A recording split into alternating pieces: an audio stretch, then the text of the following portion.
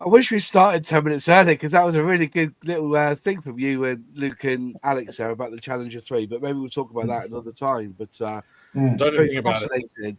Very Nothing. fascinating. I bought Anyway. boots. I didn't go to. I know what you're talking about, Moss. No, that's all. Yeah, that's it. Yeah. Not everything. The drugs don't work. No. Right. Anyways, good evening, Airfix and Chill tonight. It's Monday. We've got quite a few in the chat already. Saying hello to everyone and hello back, and nice for you to join us. I'll try and jump in the chat as much as I can. So if you do have a question or a comment, as before, super chat, or you can put question in big capital letters or Q or QQQ, sorry, and then we can pick them out and add them to the screen. But if any of you haven't gone and watched Alex's video, Paint by Numbers, yet, go and do it because it was fascinating. I watched his previous one about acrylics, which has caused a bit of a debate on a particular Facebook forum. Things do. Yeah. But you know, even to be honest, I had to watch that 4 times, that acrylics video, because it's so scientific and chemistry and all this. It was like going back to the 90s when you just grabbed Basic Instinct out of the spa shop and you wanted to see the nicotine. You know, you're reversing and rewinding trying to get it, and it was all fuzzled. It was all done to farm the views, Moss. That's what It was. Yeah, that's it. Apparently, That wasn't the first impression I got of that video. That it was like I believe only 100 people have watched it, but it's got like 4,000 views. You know what I mean? Because we've had to rewind it forwards. Yeah. But yes, we brought another video out there, and I thought I'd ask him tonight because it was fascinating. Because I'm selling paint now. Obviously, I'm selling Outlaw, and you know we've got like 20 different greens. 20 different greens. Now, I'm not going to say that we are the most accurate because I don't believe that anyone can claim some of the accuracy that they do. But we try to mix to the standard colors, if it's an FS or an RAL or a BS number. If we've got the number, we could pretty much mix our paint for that. And the names of colors as well. If you look, we do is it a foliage green, I think it is. And I looked what our code was. I looked at the FS number, and some people call it olive drab too. Some people, like we call it foliage green. Some people call it military green. You know, there's all different names. Everybody's got their own bloody name. And so the question really is, 50 Shades of Green, does it really, really matter on accuracy what the color is? Is it purely a sense of how you vision or you see your piece of work, your art, and you're happy with that color? That's basically the debate tonight. You know, if you got any questions about this, you know, about acrylics and powders and chemicals and binders and acetates and elevates and how the hell, what was it? Titanium black is the same as titanium white. Oh, I can't work that one out. Honestly, we'd all be world of peace if we could work that one out. Do you know what I mean? So, that's basically the question. Really, is accuracy in? I know accuracy of the model is important to people. I get that, but is accuracy of paint, and do we really know what true green is when it says true green? So, open up to the floor. What's your thoughts, anyone? Jump in. I guess I'll kick off. Yeah. Not kick off as in have a big tantrum, as some people on the internet did over my prior video. No digs intended. It's good viewing. Yeah, well, I've blocked him, so I can't see the thread anymore.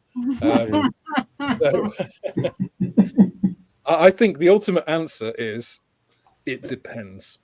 You know, it really depends on what you're trying to get. I mean, ultimately, no, it doesn't matter in terms of your model, because you can paint it sky blue pink with yellow dots on.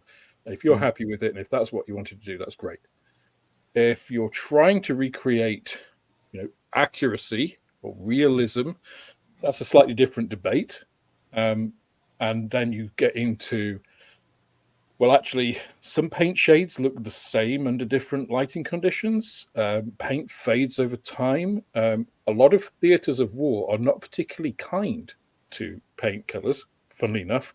A lot of tank crews don't polish their tanks in the way that we polish our cars every Sunday. Not I do that, but my car does look more like a weathered AFV. So, there's so much to put in there. Again, it does depend. So, are you going to be able to paint a tank in Humbrol 80 and it's going to be fine? Well, probably, if you're trying to recreate an accurate colour, probably not, because that's not really anywhere near the original shade. But if that's what you're wanting to do and you're happy with it, that's great. If you're trying to recreate accuracy, you could still use that Humbrol 80. You might need to add a lot of other things to it, do a lot of tonal variation, weather it down, thin it, lighten it, darken it, all kinds of other bits. So it's not that you can't use that paint. It's, again, what are you trying to do? What effect are you going to do? When is the tank actually being viewed? Is it at dawn? Is it at dusk? Is it in full sunlight? Is it overcast? Is it in shade? There's a million and one things that go into realism and accuracy. And we again are trying to recreate the illusion of reality and not actually reality, unless you're painting a one-to-one ferret or scimitar or something you got in your back garden. Yeah. Yeah. So very, non-committal answer. But I think really when it, however you argue it, however you cut it, you're going to come down to some part of that, I think. Yeah, I mean, I agree. I don't think there's a right or wrong. So, for example, last week I showed that Airfix LVT. Well, I've painted that in Ozcam green. Now it's weathered. They were green. It looks green. So, but then I think of other modelers that I know, more probably aircraft modelers than armor, if I'm honest, that they spend a long time researching colors, correct colors, 50 shades of green, 50 shades of gray. Yeah, if you look at, let's take, I don't know, Martin Kovac as an example. Yeah. So the way he builds, does he build for accuracy? It could be argued that no, he doesn't. What he does do, and does exceptionally well, is he builds for visual interest. So in that case, is using the correct shade that you're being told is the correct shade, unless you were stood next to that vehicle, you don't know it was. You're being told the correct shade of olive drab. Well, is it because, like Alex said, depending on what environment that vehicle's operated in, how long ago since it was painted, and all these factors that come into play. I build personally, I think, and people in the chat will probably disagree, but I build more for visual interest than I do for accuracy. If something looks like I want it to look in my mind's eye, then that's good enough. The fact that it's not the actual color that the manufacturers have said is the color, because that's like we said last week, is it a lot of the time it's the manufacturers that are dictating to the builder what the correct green is. Reference is your friend. I appreciate that once you sort of get to World War II, World War I, a lot of those photographs, if they are in color, have been colorized later on. They were black and white originally. I understand that. So if it looks right and you're happy with it, then it's right. Yeah. If someone then later on, because we all post work on the internet and everything else and coming for critique quite a lot, if someone says, well, that's the wrong grey, how do you know? How do you know it's the wrong grey? Did you work on that aircraft? Did you work on that particular vehicle? Did you? Probably not. I mean, you'll get the odd one who say, well, yeah, I was a crew chief and that's wrong. Fair enough. You're talking from absolute experience. But in most cases, if you're happy with the finish, then so be it. Like I said, that LVT is painted in Ozcam green. Is that the green that it was painted in at the time? Absolutely not. But does it look like an LVT? Absolutely it does. You know, it is what it is. Yeah. But people get very caught up in it. Very caught up in it. I'm not even that bothered about accuracy of the model. It's not how I build. One of the best kits I've ever built, and one of the kits that I'm most happy with, was the Revell 30-second Spitfire. I'm told, I don't know a lot about Spitfires, I'm told it's completely inaccurate. It's the wrong shape, the nose is wrong, and everything, because they actually scanned an inflatable Spitfire that was on stage at a Motorhead concert or something. I don't know. When I made it, because it's the Aces High version, and that's what they did the tooling from. So does it matter that I've perhaps used a green and brown that wasn't an RAF green and brown? No, of course it doesn't. Because actually, visually, it looks good. And I'm happy with it. So it doesn't matter. It's funny, actually. I had a comment from somebody on the video who actually worked on, I can't remember what it was. I think it was aircraft. Who said, you know, if you got a paint chit from what the aircraft was painted in, and you go back to it a week later and put that paint chit up to, and this is a 1-to-1 scale thing, and put it up, it's not the same color. They said paints, and again, you've got to think about this. This is, somebody asked me why I undercoated my 124 Spitfire, why I did the rudder and the rear control surfaces in red, like the red primer that we used. It's because the color you put over something, when you paint something, it's affected by the base surface. So, and if you think about a modern aircraft is a lot of duralloy and titanium alloys and carbon fiber and composites now, all very different materials. You paint the same material with the same paint, fine. You still get surface variations. You paint different materials with the same paint, it can often react completely differently. You know, it doesn't dry to perhaps the same matte or gloss or semi-gloss. Maybe absorbs a little bit differently, which changes the surface. So there's so much, which again, it's the same color, but the perceived visual reference that you're getting, because the structure is different and stuff, slightly different. And again, that involves scale and weather conditions and everything else. You know, I think doing research, that's not to say that doing research on colors isn't a good thing to do. I do it myself, you know, because I want to create something approaching that. But then it's my interpretation of that reality, right?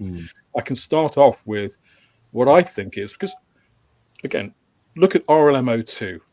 German interior green, or RAF Sky. There are about there must be like 50 shades of each, right, on the market, which is right. Well, actually, all of them could be right, because those colors changed as war shortages changed the mixture of stuff. Unless you've actually got the physical thing, the aircraft, as it was made, not 50 years or 60 or 70 years on, you really can't be definitive about the exact color. Humans actually have quite poor visual color memory. Unless you're tetrachromic, they have much better, but they're like a vanishingly small amount of the population, like in fractions of a percent. Then you actually have quite poor. If you were asked to recreate a color you'd seen, even yesterday, almost all of us would get that wrong. Yeah. We get something in the ballpark, but visually, if you put it against it, it would be like some of us would do it slightly more yellow, some would do it slightly more cool, you know, or blue, or whatever it is, you know. So, yeah, there's a lot of mumbo jumbo spouted about, you know, what is the right color, or I worked on that and that's not right. It's like, well, who's to say that your example was the correct one and not the anomaly? Might be a different batch. Might be a different batch of paint. Yeah, it's a different color. You know? An old lazy Larry back in the factory was just like, oh, it's supposed to be 2-to-1 to 1.5, but I haven't quite got enough, so I'll just do 2-to-1 to 1 this time. So no one will notice. Yeah. I think the funniest thing is that everybody has a different memory of, you know, a different memory of what they saw. It's like we see that in the Spitfire, the 124 for the Airfix released 2 years back. They asked the pilot what the color of the maple leaf was.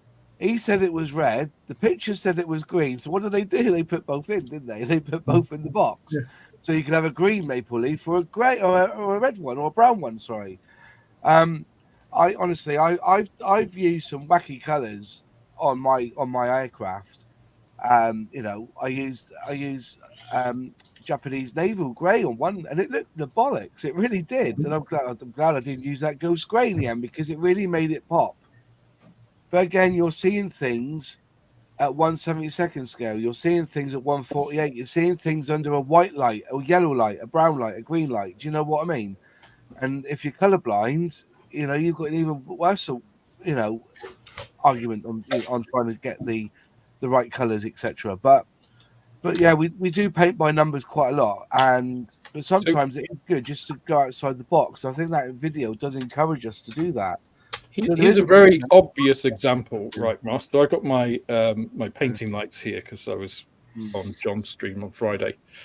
You can change the color temperature on these. So this is warm light, and I appreciate it's bouncing down. So I look like I'm doing a Halloween. It looks like an evil genius. Yeah. The demon headmaster. The demon headmaster. And you change the color temperature of them, and hey, guess what? I look different. Yeah, exactly. Yeah. So it's, and we've all seen it. Yeah. And also it's like, when you're mixing paints, like Revell, Tamiya, giving you these options to mix, what is 20% and 80%? Is it 80 drops of paint or 20 drops of paint? I've done it with a pipette before, and the drops ain't the same size, are they? Be honest, they're not the same size, are they? I actually mixed those for that video.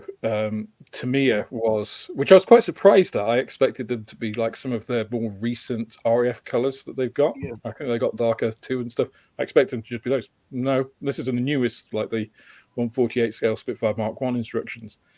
And it's like 25% of this, or 5-to-1 of one, and 1-to-1. Yeah. And the colors are so far off what I think of as a Spitfire. I looked at it, it's just like, of all of them, that probably looks like one of the worst. So if you're painting, as Hobby Time said there, he used to paint aircraft. If you're painting real life aircraft, we're painting something that's 48 times smaller, 72 times smaller, under different light. The surface is different. We're generally painting on plastic, not metal. There's all these factors, and actually, the Sherman is a classic example. British Sherman, World War II. If you painted a 35th scale Sherman in the correct color that they were painted in World War II, all it would look like is a black box at 35th scale. That's all it would look like, because it's so dark that at that scale, it's just going to look black. Yeah. And from a modeling point of view, that's not interesting, and it doesn't look good. It doesn't look good. No. I mean, you only have to think about how figure painters work. And if you, again, I recommend people go out and look at figure painters channels like Ninjon and Miniac and Marco Frissoni and people like this. A lot of the time, and they're creating artificial structure through color, through shades, through lightness. And where do they concentrate? They concentrate on usually the figure's face and like chest, where they want you to look. That's where they're spending, what draws the eye. And we can do the same thing in models.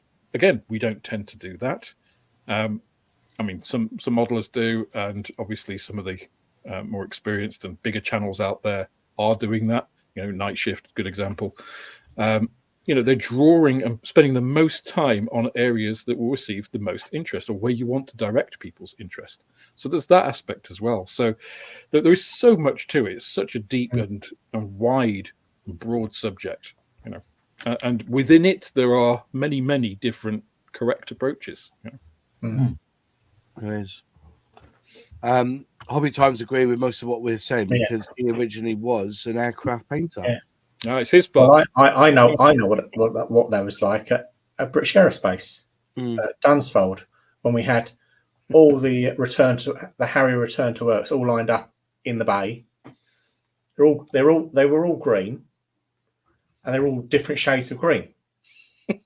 They were all mixed. The paint was mixed by the paint, or they were painted by our paint shop. But the paint was mixed per aircraft. But if you think, I mean, it takes a lot of paint to paint an aircraft. So, I mean, they didn't make it up in like 10,000 litre batches. So all the, 100 Harriers will all be the same. So, panel lights.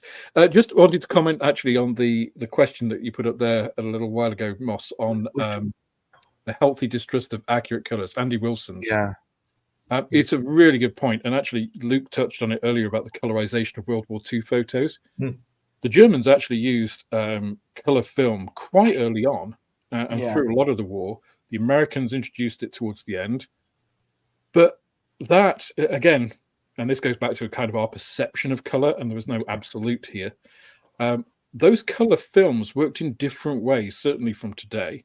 And also digital filters, CMOS sensors, the cheaper they are, the less responsive they are to red. So again, you're getting an interpretation of a phenomenon that is then digitally displayed on a monitor, which then does the same thing and displays it with RGB in the same way that our eye does. But again, it's all interpretations. And again, I mentioned this in our Discord group. Magenta is the perfect example. If anybody wants an example of how our eyes deceive us, magenta does not exist as a color. No, I heard this before. Yeah, go on. Yeah, it's an artifact. And if you look at magenta on an RGB screen really close up, you'll see it's different, obviously red, green, and blue dots. But if you look on a color spectrum, like a prism diffracted light, there is no magenta. There's purple and violet. There's no magenta because that mixes parts of the spectrum which aren't next to each other. So it doesn't exist in nature in that way, but we can see it. We've created it. So again, we're seeing something that really doesn't exist in that way. So, which kind of blows your mind a little bit, and kind of more proof that we are living in the Matrix. But Well, I was saying today to one of the watchers of Airfix Chill come to my my unit today to pick up the lifeboat colours, and I just said to him, I said, these are the 6 colours. The yellow isn't quite the same as the yellow that's on the stripe, but you get a decal sheet anyway, a decal on the sheet for that anyway. But I said it's an almost perfect match to the new uniforms that they wear, that yellow that they wear. So it is a very, very bold yellow. But I think he was more concerned about whether it would cover grey, because he has to do a yellow. Yeah. And I said, I can promise you. He said he went to your shop, Alex, and you had piece of plastic and you showed him, you sprayed it on the green and it covered within 2 sprays. So high pigment rate, isn't it? So but yeah, yellow's an awful color. Look at the grays of yellow. That's the other one. Look at all the different grays that are in a yellow. If you go down the spectrum, it is you got this beautiful bright, but it won't look right. But if you've got a bit of grey in it and make it look a bit dirtier, it fits the bill in a lot of the cars that you see out, isn't it? CMYK, only paper print thing. Is that the magenta, is it? Yeah, cyan, magenta, yellow. I can't remember what K stands for. I know. If you are going to look at... Sorry, Luke, carry on. No, I was going to say, it will always be in this hobby, and I'm guessing in sort of photography, art, it's always going to be a matter for debate. The difference in this hobby is we're trying to recreate an actual thing, whereas saying art, for example, there's probably a bit more freedom because it's much more interpretive than what we do. If I'm building a tiger tank, I'm trying to recreate in a small scale the real thing. So therefore it's always going to create debate around, well, that's the wrong grey, German grey wasn't like that, or whatever. No, it probably wasn't on the real thing. But if I paint my 35th scale tiger tank in the same colour as the real thing, it's not going to look very good. It just isn't.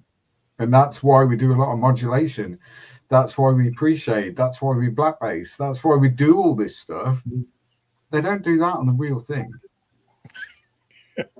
Do you know what I mean? We approach it in a different way because we're not painting the real thing. We're doing something much, much smaller. If that's the case, do you really need panel lines or the 172nd aircraft? Absolutely. Yeah. To be honest, you would if you're looking at it scale wise further away. These are 2 cows. You know what I mean? You Reference wouldn't. acknowledged. You won't. I've seen it. I've walked the way. You walk. If you go and see a Spitfire, for instance, just walk backwards until the point you don't see them. Mhm. I'm pretty sure it's 148 scale. Yeah, I'm pretty sure it probably is. But conversely, if you stand next to a Spitfire, Yeah. it's not flat, is it? No. Mm. Nope. And yet we flat coat almost everything we do. Yeah, we do. Well, and actually, if you look at the metal, Because at 70-second scale, if it was gloss, it just wouldn't look Look right. yeah, the scale gloss, and if you actually look at the skinning on any aircraft, whether it's a 1/72nd scale, sorry, not 1/72nd scale, an actual Spitfire, or like a 747, the skin is not smooth. Yes, the manufacturer tries to achieve a nice laminar flow, but you actually look at it, and there are little subtle variations. It looks kind of bumpy, but if you modeled that, your model would look really weird. Well, it's actually, I can actually tell you something about that, Alex. Yeah. When I did an apprenticeship as a tinsmith, a sheet metal worker, and the chap who taught me, he worked on the Royal Flight. Now the Royal Flight they went for mirror finish on the metal on the aircraft, literally no buffing, just using an English wheel to get them smooth. So obviously with material, the material can change because of the grain structure, the direction of the grain structure you got. Well, and also, I mean, if you're thinking about military aircraft, I mean, just think of the Blackbird. The Blackbird didn't fit together properly on the floor because it heated up so much in flight. It would leak fuel on the floor so that it basically self-sealed when it was at temperature flying. So, there's so many examples, so many possibilities. Actually, the Blackbird is a good one because the paint actually contained iron, like particles of iron to disperse the heat. It's actually slightly like dark shade of blue. It wasn't black.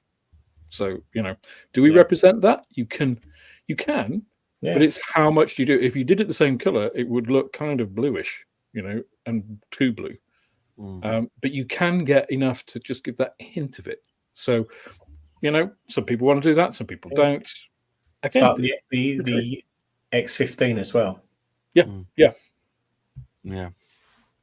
And it all comes down to, and this is across the entire hobby really, whether it's paint colors, panel lines, whatever. I really like, for example, and I'm not very good at it because I don't really do aircraft. Well, I've done a few this year, but I like what people refer to as the patchwork aircraft finish. Yeah. With very pronounced highlighted panels, pronounced panel lines, and all that. I like that finish. Other people hate it, and they call it a patchwork quilt because they don't like that finish. It doesn't matter. It really, you build it and paint it and finish it how you want it. Regardless, nothing we do, even the best modelers in the world, nothing that we do is ever going to be 100% accurate. Never. It just. I mean, look at Nunu's builds. With if you really want to go out there, paint it pink.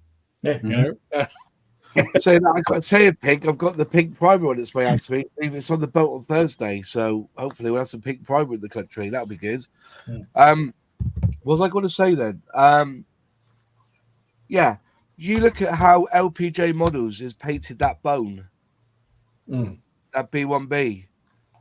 The intricacy of just the building up of the layers upon layers.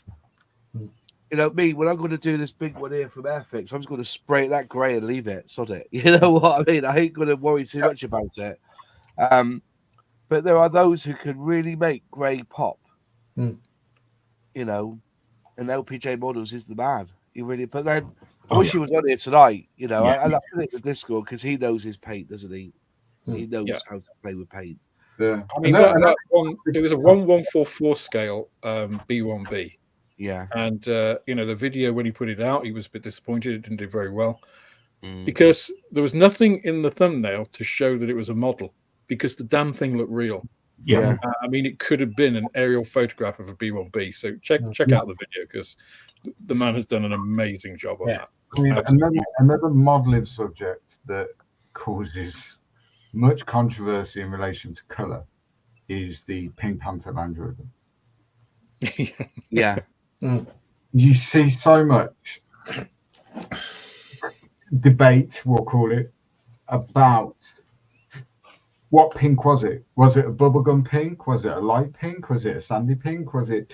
Well, actually, it was more of a buff than it was pink. It was a buff with a pink hue. Because the whole reason they painted in that color is because at dusk and dawn in the desert, it blends in well. However, if you go to like a show, not a model show, a military vehicle show, quite a few of the reconditioned, refurbished replicas of that vehicle are bubblegum pink. Yeah. They were never bubblegum pink. Well. So again, it's about interpretation. But if you want to paint it bubblegum pink because it looks good, do it. Who cares? Do you know what I mean? We're not running the UN. You know what I mean? Who cares what pink you paint it? Yeah, exactly. I see a bubblegum pink, and it was, they called it the pinky as well, didn't they? That's what they called it, so people associate that. But yeah, I think you're right. It was more of a buff. And but then again, the one I was watching, when that Scottish bloke, who was an old SAS sergeant or whatever, he, are you tough enough? And the old boy, he was involved in the embassy in 1980, whatever, and they basically, they did a show about the SAS and they talked about the pinky, and that one was pink in the show. Didn't say nothing about that. It'll be a reconditioned, refurbished. Yeah. How better amongst, if you were at a show and you want people to come and look at your pride and joy that you spent 15 years restoring, how better to get attention, field of olive drab, to have something that's bubblegum pink. Yeah. Guess what people are going to come and look at? It is what it is. However, paint it the correct pink and stick it in the Sahara Desert, no one will even see it at dusk or dawn. Yeah, I was going to say. That was the whole point. I can imagine it painting it that pink. That you could have easily put Parker and Lady Penelope in it, and driven around in it, Absolutely. So the whole it started with Long Range Desert Group, that particular color and what they figured out. Yeah. So special forces generally will only operate in the hours of darkness. But what does happen, or did happen, is that those vehicles potentially were moving at dusk and dawn, getting into or out of position or whatever before night fell, and then they would go and do what they were designed to do. So they figured out that in the desert, at those times of day when you haven't got daylight, but it's not nighttime either, it's that in-between bit, that dusky pink colour blends in really well because of the hue of the sun, how it affects colour. Yeah. But if it was bubblegum pink, you'd see it coming a mile away. It wouldn't be very effective. I mean, it had the theme tune. It would be really effective, because people would see, the Germans would have seen it and thought, no, that can't be real. So they just ignore it. They think it was just like we're not going to take these blokes seriously. Look at the state of their truck. It's funny actually with historical stuff as well. It's like, a lot of people would say that a British officer wearing an Iron Cross was inaccurate, right? I watched an interview with David Niven, the actor who was in the army, and he said he was crossing a bridge in a jeep, and he said they had these trenches by the side of everything, so that when the shells started coming over, they could jump out and hide in these trenches. And he said that happened. He was going over this bridge, he started getting artillery bombardment, so he jumped into one of his trenches, and an old friend was in one of these like little trenches. He hadn't seen him for ages, and he was just like, "This is post D-Day." Yeah. And he's like, "Oh, great to see you." And he says, "Yeah, would you like an iron cross?" It's just like, what? And this guy, gave him an iron cross, and he wore it. He said he wore it for the rest of the war. David Niven. It's like, wow, That's brilliant. And what happened was the Germans, because they were trying to boost morale against the Army, for those troops that were at the front after D-Day, they were handing out like iron crosses, like sweets. Yeah. And one of the supply planes had accidentally dropped they had to get loads and loads of iron crosses made and ship them to the front, and they were dropped obviously in containers by parachute, and they accidentally dropped it, and they dropped it on this guy's unit, and he'd opened it and got this box of iron crosses. He was going out giving them to all of his mates. Nice. So these little personal stories are fantastic, but how many people would see like a figure of that? Maybe not David Niven, but maybe somebody else. And we were just like, oh, they would never do that. A British officer would never wear an iron cross. It's like, well, he would if it was given to his mate, but it was a laugh, and because they're people, right? So, right. Or you see German armor with the star for the Allied forces on it because they captured them. Yeah. And Ryan, yes, he did give the iron crosses away because he had dozens and dozens of them. I'm a big believer in do what you want. Yeah. Like I said, we're not running the UN. We're playing with plastic toys, essentially. As seriously as we take it on occasion, that is ultimately what we're doing. So it doesn't really matter. However, the internet being the internet, and because some people do take it very, very seriously. So if you're putting an iron cross on a British figure, World War II, or you're putting an Allied star on a piece of German armour, to save yourself grief, and that's all it's about. If you've got broad shoulders, it doesn't matter because it bounces off. But, if you're going to post that in a public way, tell a story with it. Yeah. Tell a story with that German piece of armor with an Allied star on it. Contact. Yeah. Well, the crew painted that on because they wanted to kill the Allies before they got killed, and if they got a star on it from a distance, the Allies might have thought it was an Allied view. Do you know what I mean? Tell a story. And that's a really difficult thing to do. For someone that builds dioramas, my view is there's a big difference between a vignette and a diorama. Massive. Is that? Go on, explain it to me, Luke, because we've had this debate, not on Airfix and Chill, but I went into a scrap with somebody because I see a completely. And I'll caveat this with this is my view. So a diorama should tell a story, or try to tell a story. A vignette. And a bugbear of mine, and I don't mention it very often because it causes carnage, but when people go, I've put my tank on a diorama. No, you haven't. You put it on a scenic base. That's not the same thing. Yeah. That's a vignette. You're framing that vehicle or that figure in its natural habitat at that particular time. Yeah. That's what you're doing. That's a vignette. A diorama, in my view, should tell a story. And in my view, unless you've got 5 or more figures on that base with a vehicle, an aircraft, whatever, it's not a diorama because it's very, very difficult to tell a story. It's interesting what you're saying there, Luke, because in my opinion, a diorama is like opening a colour photograph in a book that shows you the story, and a vignette is a stand. Yeah, a vignette is framing the model. It's just something to put your kit on with maybe a couple of figures, maybe a bit of foliage or wall, but it generally it's never really more than a foot square, is it? No, never. It's usually smaller than that as well. And don't get me wrong, you can do a diorama in 4 inches square, even at 35th scale. Yeah. If you're good at telling a story. Yeah. And that's the key. And that's why Martin Kovac, Night Shift, does it very, very well. He can tell a story with one figure. Yeah. I can't. I can normally. I've got him kneeling down beside the wheel with a wrench, changing the wheel. You know what I mean? I don't have that artistic vision, if that makes sense. Yeah, I just don't. And for me, I'm always restricted because I can't sculpt figures.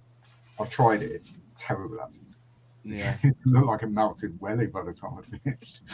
But so I can't do that. So I'm restricted in what I do from an interpretation point of view by what's available on the market, whether they be plastic figures, resin figures, whatever.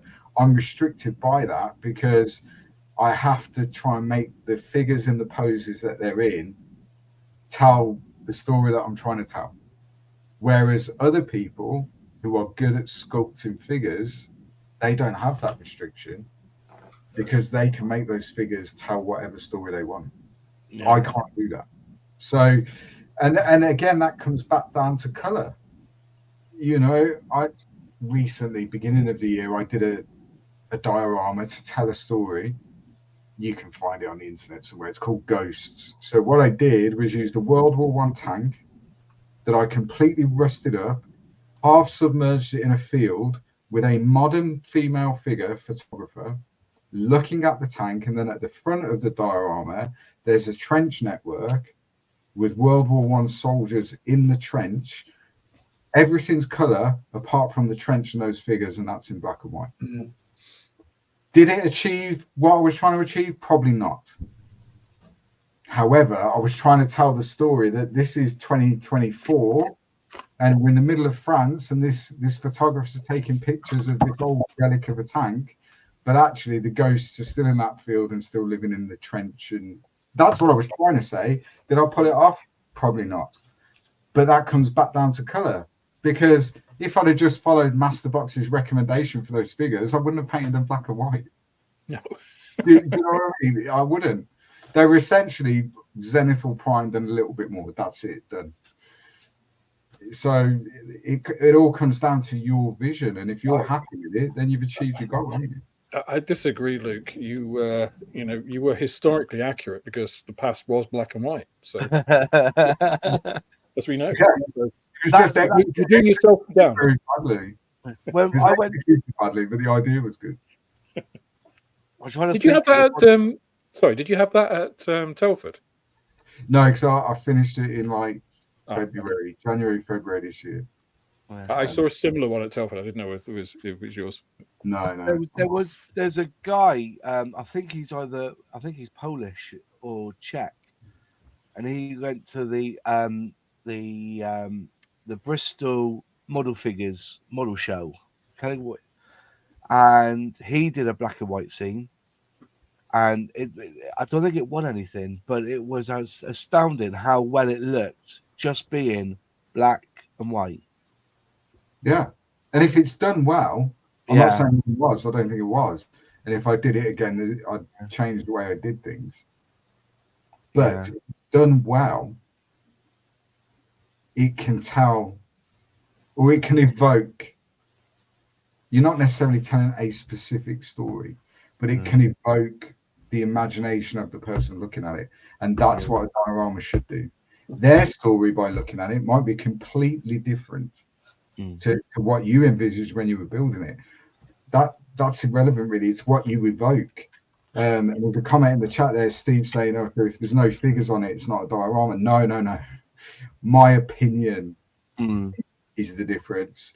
If you look at any competition, biggish competition, will have rules about when it stops becoming armor and it becomes a diorama. Generally, if there's more than 3 crew figures or whatever, it changes.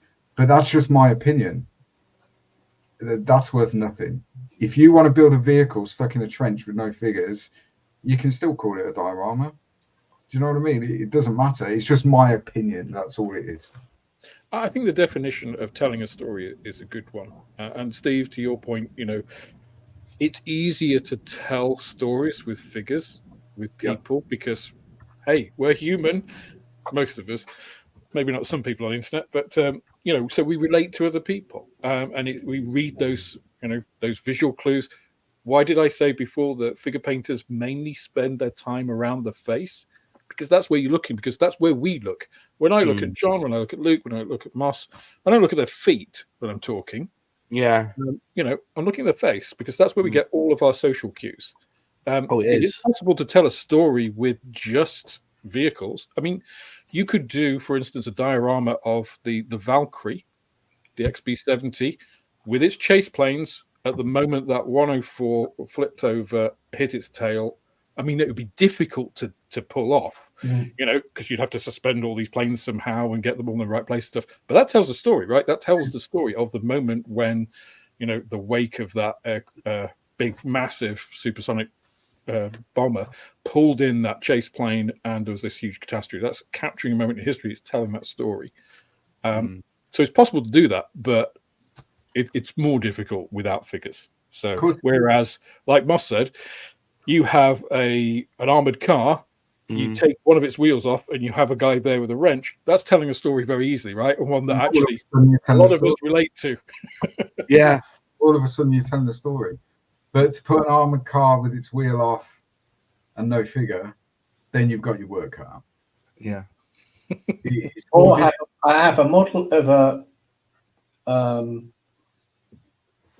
UK Army quad, minus its seat, with, on a bench with Moors crawling around the floor looking for the seat. Yeah. But you're going to have to sculpt a figure of Moz, and that's where the challenge. Yeah. It's funny that, because luckily you get two in the kit, don't you? You get two of those quads in the kit. So I think you meant two of you. Like two Mosses. Yeah. One is more than enough, Moz. No. Yeah, that's exactly right. Yeah. Yeah, you got one riding the bike and one looking on the floor. Yeah, all the women say that, but no, they I couldn't find this seat, so I nicked it off the other kit. It must have been about 6 weeks later. I was there, and it didn't land on the floor, nowhere near. It was on the bench, in the corner of the bench, and how the hell? I heard it ping, ting, pong, dong, bang, and that's on the floor. It felt like it hit carpet. You know what I mean? It went, but it didn't land on the floor. It landed on the bloody workbench. That would have been good. That would have been a good little diorama. Yeah, I mean, Julian said there in the chat that I did a diorama of a T-55 in Mogadishu. Yes, I did. I didn't put figures on it. Now, in my view, that isn't a diorama.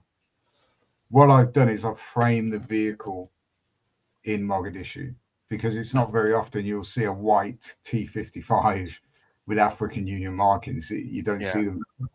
So what I've done is constructed a Mogadishu street scene to frame the vehicle, to put it in its natural habitat.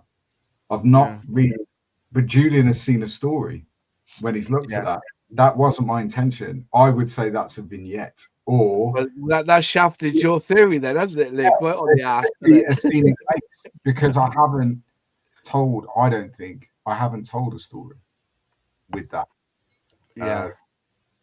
But it's down to the person looking at it a lot of time. If that's evoked emotion in Julian when he's seen it and gone, well, warfare in that part of the world is not nice, and no, it isn't. Well, warfare in any part of the world isn't nice, but you're creating this, and the way I tried to do that with that, if you like. So if you look at the building, or the building front, it looks like a child's painted it.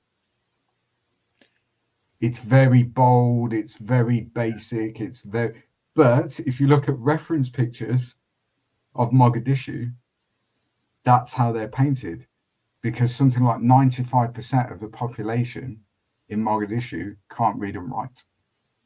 Is that right? So if they're painting, which I did in that one, for example, if I'm painting a restaurant front, what they will do, instead of writing the word restaurant, because no one can read that, no one knows what it is, they'll paint pictures on the front of the building of a bowl of pasta or a fish or whatever, but it's done in a very rudimentary way. And so that's why it looks the way it looks, because that's how it looks. Yeah, but to be fair though, that's basically 18th century Britain, because that's why you have big window shop fronts. So you look at the window and see what you're buying before you go in. That's why barbers have the spiral, isn't it? You know, so that from a distance you see it. That's why I think it was an EU regulation that all pharmacists had to have a green cross on the front of their shops. Yeah. But what green? Oh, hang on. They call it bubblegum green, they call it. Bubblegum green. Certainly wouldn't have been Matt 30.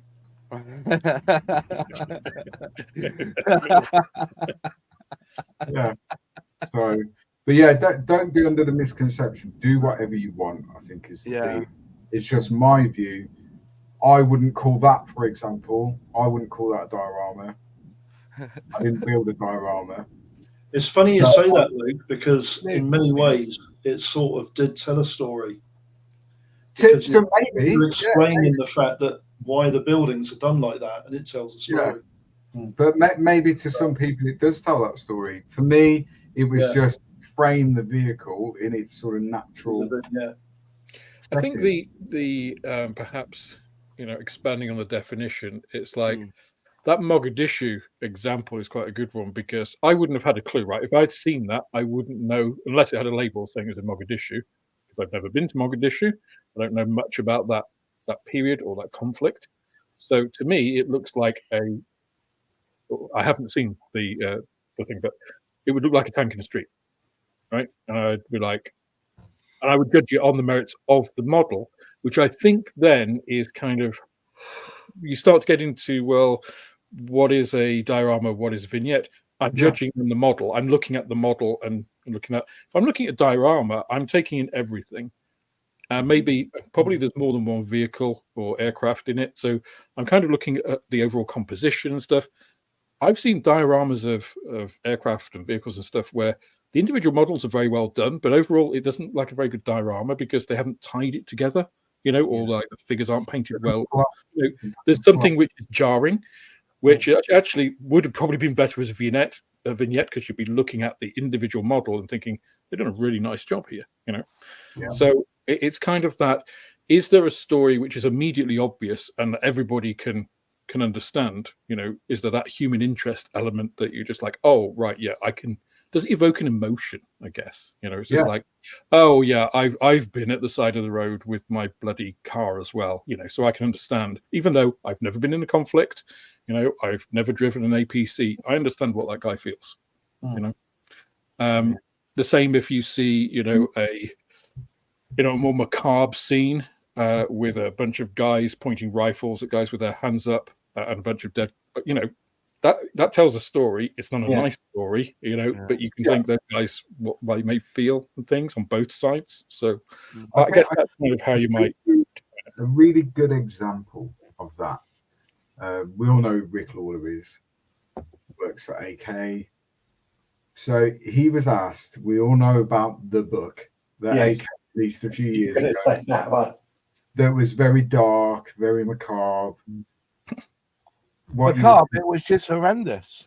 Well, exactly that, but it's a very personal thing, isn't it? It's an opinion which we won't get into because mine's no. There's no opinion to it. I'll just lay it on the land. I lay it on the land that we had no problem with the book per se. We had the issue that they were using real filmed footage of dead people for their advertising campaign. Let's get this right. AK used footage of death to promote this book. And in there was some unhealthy dioramas. Don't get me wrong. I thought very talented, the guy. But the argument was I did not see a full apology. All I saw them doing was wiping their ass because we give them a good fucking kicking. That's what it basically was. I agree with you, Max.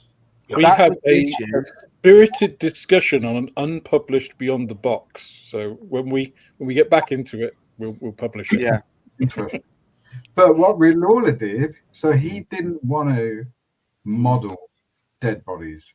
He didn't want to model death per se. So what he did, which was really clever, is he built a vignette, diorama, whatever you want to call it. I would say it was probably a diorama because it tells a story of an African scene.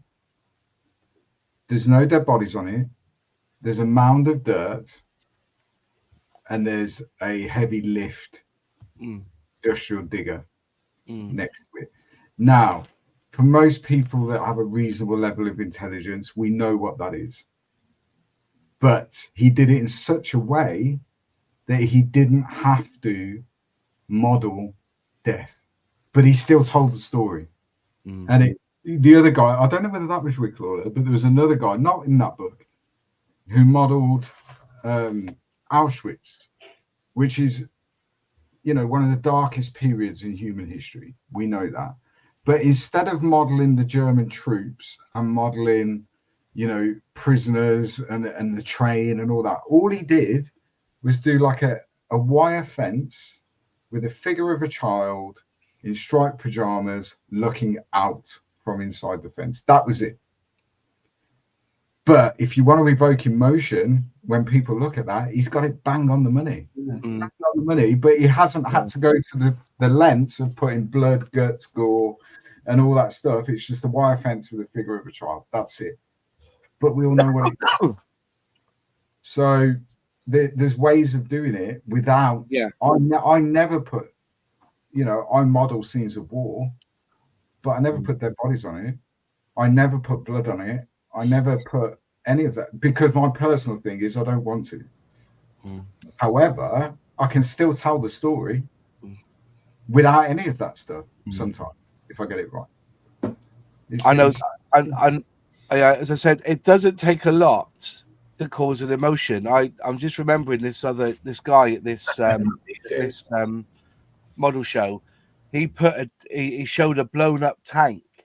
But on the side, he had painted a derogatory term for a Ukrainian, what the Russians derogatory call a Ukrainian on the side. Now, I don't speak Russian, not the in all this, and I don't know Russian at all. But it was whispered around that that's a derogatory name. So he's already done it. He's made the point that the tank was blown up, blackened from smoke and everything, and in amongst the charcoal ruins of this was in white paint, blackened out, a derogatory term. So he's already made the emotion, hasn't he? He's already done it. He's done it. Yeah, he's done it. I'm gonna have to get Julian Hall to come on to Airfix and Chill because he comes on every week and he comes up with some bangers like this one here. Vignette and diorama, I think they had done for the same reason as panel lines and rivets to give an impression of the reality. Absolutely spot on. I have to invite him up because he comes in with some bangers. He does. Yeah, and going back to our original point about color, if you're creating that, are people going to be looking like, well, to give your example, Luke, the Auschwitz, prisoners' uniforms weren't that shade of blue. It's just like pretty. That's not what we're looking at here. Pretty low to do that, right? Yeah, and Julian's absolutely right. It's the impression. You're on mute, John. Yeah, the photos are in black and white, and you weren't there. It's totally ridiculous. Yeah, and great. One of the hardest things, I think, if you're trying to build a diorama from a photograph, and you're trying to recreate that photograph, that is a very, very difficult thing to do. But in one way, it's easy because you've got something to look at. You've got a point of reference. So that wall was there. That jerry can was there. Rather than having to interpret that yourself, the way I do it is I would get a series of maybe 30 photographs from that time period, from that place, and then I'd kind of cherry pick bits and try and construct a diorama or a vignette that isn't real. It's an impression, like Julian said, it's an impression of reality at that time in that place, rather than trying to recreate a street scene from Carentan, because it's such a difficult thing to do. Yeah, I've only ever seen one scale model diorama where the chap had sprayed on the side of the vehicle the shadow of the tree. Amazing. It was absolutely amazing. It must have been 5 years ago now, maybe 6. Well, Never seen it again. Yeah. Never seen it again. But even as it was over the canvas of the truck, it changed angles. It looked like he had got a stencil and sprayed it on, but it didn't. So yeah, it's Phil says perhaps the world's forces could use model paint companies' color schemes so our models would be accurate. I can imagine that. The 2024 release of the F-35B comes in Tamiya LP9. They'd need a lot of LP9, wouldn't they? I mean, that would be some good business for Rustins, right? Yeah. Making Humbrol paint. It's just like 20,000 gallons of Humbrol 30. Yeah. I don't know who the crowd is. What's mate, I'm not sure what you're trying to say. There's no gatekeeping going on here, mate. There looks like there's an issue with YouTube in the comments. I don't know why. I'm seeing them come through on my end. But no, we are not gatekeeping. I don't know if you're a troll or not, I don't know, but no, we're not that way inclined here. People are open for their own, unless it's abuse, obviously, the 5 rules, no abuse, racism, xenophobia, or any of that. You can comment what you like. So yeah, I don't know what's the. Let's have a look here. Craig saying further down that the chat keeps freezing. That will be an issue with YouTube, not an issue. Yeah. All I'm going to say is that, and I say this to everybody, I'm a Safari user. Okay, I'm a Mac man, Safari. But when I'm using Google products, I don't care. When I'm using Google products, they work the best on Google Chrome. So everything I use Google-wise is on Chrome. Everything else is on Safari because it runs smoother, and I don't lose my battery all the time because Google Chrome chews batteries on laptops and mobile phones like Facebook does. So if you want your phone, it's a challenge for you lads. If you want your phone battery to last all day, delete the Facebook app and use Facebook on the online browser of your phone, and I promise you'll get an extra 5 hours out of your battery life. Facebook is phenomenal at removing battery power from your phone. I can get even more hours out. Just delete Facebook. Yeah. Oh, but then you get loads of hours back. The trouble is, though, I'm so ingrained in Facebook now. My businesses use Facebook for advertising and everything, and I've got people around the world who want to speak to me. It's the easiest place to message. You know what I mean? Damn. We need it to go bang. Really, it's not going to happen. I made a diorama with a disabled panther and Soviet civilian figures, and wrote "F the Nazis" on the side, but in Russian, so most couldn't read it. Yeah, I've heard that said before, that they just to make it user friendly sort of thing. You use a different language until you get a Russian come along, and then he stabs you and punches you in the face. Not that we're saying that all Russians carry knives and punch people in the face. That's not what we're saying. Before it would also have to be a Russian Nazi to take offense at it. So. Yeah. Quite rare. I know what I mean. I'm just saying that comment. Just say if you put something in Russian. Yeah. My comments were my views that I am not concerned with the viewers' feelings or reactions to what I build and display. Fair enough. I can take that. The phone is Android. The errors are They must be doing an update tonight on YouTube. So tomorrow I'll probably be demonetized and lose that. But I lose about 2,000 subscribers. It seems to happen every time they do an update. Yeah, I had a thing where it looked at my activity over the last month, and I'd uploaded no videos ever, apart from one day where I'd uploaded 250. It's like, I don't think that's right. Kind of internet. It's funny they never get the money wrong, though, isn't it? Do you know what I mean? They don't pay you out £1 million for 1,000 views. Yeah. It's always they're borrowing money off us, bastards. One of the questions, let's turn it on its head a little bit about. We all have our range of paint that we love and we use and we cherish, and we won't go. What if a particular grey or a particular green is better from another manufacturer? Would you use that paint instead of your normal paints? Yes, you would. Yeah.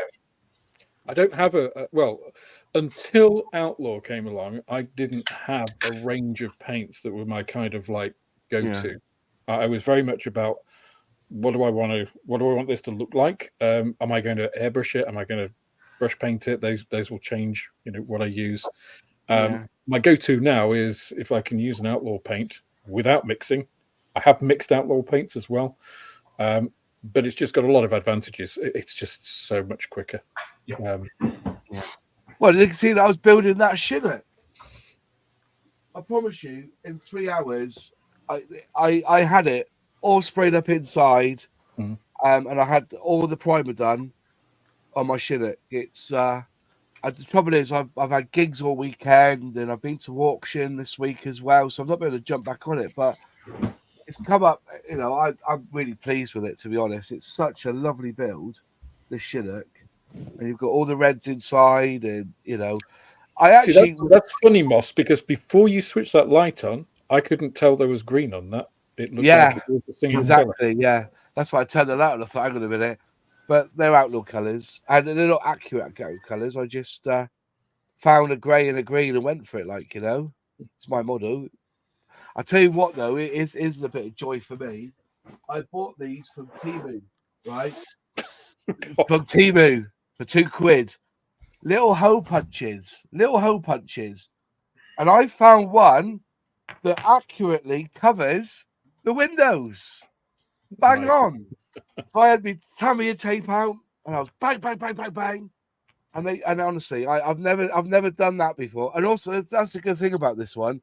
The windows go on the outside. Normally, when you build a plane or something, the windows go through from the back end out, don't they? These go on the outside, so it's a lot easier to do. But yeah, I was very impressed with this little hole punch thing. I got about 8 or 9 of them in different sizes. I thought, I wonder if that would fit. Bang. And so I was able to paint up do the windows. No issue at all. So, that's Moss's top tip for today. Top tip. Temu. No, don't buy off Temu. Do not do. If you watch our Channel 4 documentary, run away. Delete the app. Bugger that. Yeah, but you can get a Temu Chinook window cutter for £2. That's pretty good value, isn't it? To be fair, everything I've bought off Temu has been shockingly shite. I bought this. This is a cocktail stick. Heart. This is the cocktail stick thing, right? The only problem is they give you 10 cocktail sticks, right? But everybody knows that cocktail sticks aren't that size. They're a lot wider. They're a lot wider. So when you go to do it, it doesn't work because in England, cocktail sticks are, I don't know, was it 50 mil? They only have, this is enough for 35 mil, I think. It's crap.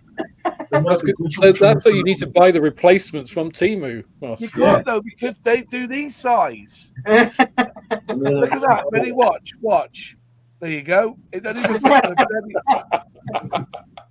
This is the size of the matchsticks that you go in. I trawled for Amazon with the right size. I found another one of these, measured the hole, went looking for it, couldn't find it. I was mightily pissed off. I would love for like 24 hours just to be a fly on the wall in your house. Oh. and the challenges that you seem to encounter on an almost daily basis, it's hilarious. Do you have anybody that you could go to for PTSD for that afterwards, Luke? Yeah. He's like the spy man, isn't he? So these are basically, and I've drawn for the internet, 85 mil. No, 82 mil in length. And I've been to Lidl, Aldi, Home Bargains, The Range, what nobody needs, measuring to see if I can find the ones that fit. And the ones you need here, measuring cocktail. He's like, it's not 5 inches, 5.5. 68 mil. Do you know what it is? I bet the staff in these shops are saying that's another Temu customer. Now listen, and listen to this, right? I went through and I cut the ends off all of these to make them work, right? It doesn't work because they're too fat as well. They're going to be Sand all To get your sand and sticks out, Moss. Yeah, because basically when when they make it, they get like this massive log and they go ooh, and they come out one of these, don't they? It's like one big log comes out one of these. But seriously, no, it was too fat. I cut the ends off, pulled them in, and it was getting jammed because it doesn't fit. The hand, it doesn't fit. It's like, I thought I had a dart, but I thought this was brilliant from Temu. Can you make some sticks on your 3D printer? But he's spent putting fuel driving around every hardware store looking for the I was determined to get it working. I've used it 10 times because that's how many cocktail sticks it came with. I haven't used it since. Oh my gosh. All this stuff is going in my Substack and in my book, When I'm going to write the second book, I'm going to write, But yeah, seriously, it's just, you wouldn't Adam and Eve it. You really wouldn't. That you buy this stuff and then the thing is, so you look at the reviews after, and every other bugger that's bought one's got the same complaint. Why did I read the reviews first? Because it was £2. That's why. That's right, yeah. It was the price of a Galaxy bar. Do you know what I mean? You have spent more in petrol than you spent on that thing. I know. I suspect that poor chap who came to the unit this morning is having counselling. No, do you know what he was? I won't say his name in case he doesn't want to be known, but he bought the lifeboat range off me, the whole lot, and I gave him a maroon, which is supposed to be a brown, but it's not. It's a maroon. And I said, just try that for me. But yeah, he's so keen on using it. I'm getting people now who are actually like repeating orders. Like they've had one set, and they've come back and bought more, which is what I love. I'm waiting for the next shipment leaving on Thursday now. Or was it Friday? We've got to speak to somebody to ship it across for us. But yeah, I can't wait because we'll have the RAF range back in stock then. But then I've been doing some work this week on trying to match up the colours because I've got the AK Interactive. I've got a massive 4-page sheet of all the colours they do and what links to what. And because I've got a lot of BS codes and FS codes there, I've been putting no information on the paints. And a lot of the RAF the Royal Australian Air Force colours are interlinked with. Well, not being funny, RAF dark grey matches XF24, XF63, and MRP grey blue. What's the LP on that one? Because it's the LP that people want. I'm noticing people are asking, "Have you got this in LP? Tab your LP." So I think they don't do an LP of German grey, do they? They don't, but we do. Yeah. Well, the other thing, and somebody mentioned this again on the video that I put out, was asking, or was it? Might have been on the Discord. Anyway, so if you look at Tamiya TS paints, and Tamiya XF and LP, quite often they'll have shades which are supposed to be equivalent, and they're different colours. They are. So again, even a paint manufacturer. Tamiya don't make them; it's actually a different company. But making ostensibly the same color. If you get the Tamiya spray, like TS14 or something, I think it is, and then get the XF, whatever it is, to spray, again, they are different shades. But what you can do, if you so choose, it's quite a simple process. So if you get a spray, a rattle can, you can decant that spray paint into a jar. So Tamiya obviously sell these like empty jars. That's a track wash I've made up. But an empty these ones. You mean these? They got just empty jars. Yeah. So do you know what? They are dear though. They are dear. They're £1.95. It's only £2.20 for the bottle with paint in. Do you know what I mean? But then decant the spray paint into the jar. Doesn't have to be a Tamiya jar, it could be any jar, as long as you can seal it. decant it, leave it 24 hours. Don't put the lid on for the first 24 hours. Ask me how I know. The propellant in the spray can needs to off gas first before you seal that paint. But then you will have the paint that you can mix with MLT, thinner of your choice, in a Tamiya-esque jar, and it will be the exact shade that Tamiya calling out for. So the way you decant it, I'm sure people know, but essentially get the nozzle, get a plastic straw. Good luck finding one of them now. I've got hundreds. I stockpiled them before they banned them. Slit the plastic straw for about 1.5 inches. That will then fit into the nozzle of the spray can. Then you just use some white tack or blue tack around the end to make a seal. Spray the can. It will spray through the straw into the jar. Let it off gas 24 hours. Put the lid on. You've got the exact shade. But don't go shaking the bloody thing first, all right? Because I've seen people. I've heard it comes out and spraying everywhere. No, just let it. I think it's even better if you leave it in hot water, isn't it, or warm water? Any spray can or rattle can, really, before I use it, I will always warm it. Always. Yeah. Whether that be a clear coat, a color, acrylic, TS, whatever it may be. So Humbrol is a really good example. I think it's Humbrol 236 or 237. That's a very green, isn't it? No, I may have the number wrong, but it's a very, very good British modern sand color. Yeah. And they released that paint when they released their Herrick range all those years ago. They released that paint to go with the Herrick range, basically. And it's a very, very good match. The best one I found. However, it's Humbrol. And I don't use Humbrol paint as a rule. So what I'll do is buy it in the rattle can, decant it, and then I can mix it myself with MLT or Ultimate. But you can't buy it at the moment. There's a national shortage of MLT 400, isn't there? Not in my house. But because it's the same as like Mr. Surfacer, isn't it? When you see that, buy it all because it goes out of stock all the time. Yeah. But yeah, I do that with that Humbrol color, and it's great. And then you can add white to it, you can add black to it for shading, highlighting, all that sort of stuff.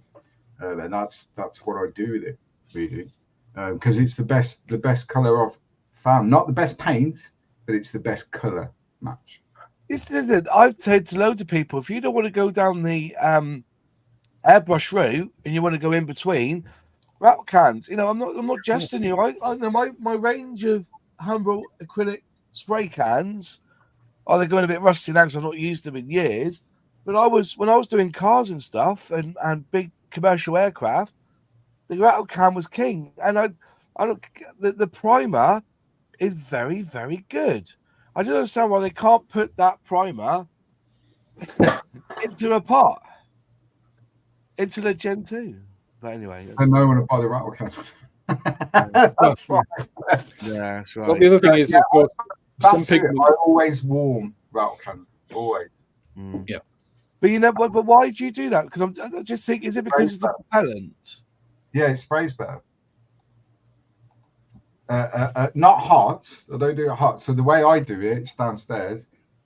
So I've got, believe it or not, even though I don't have children, I have a baby's bottle warmer.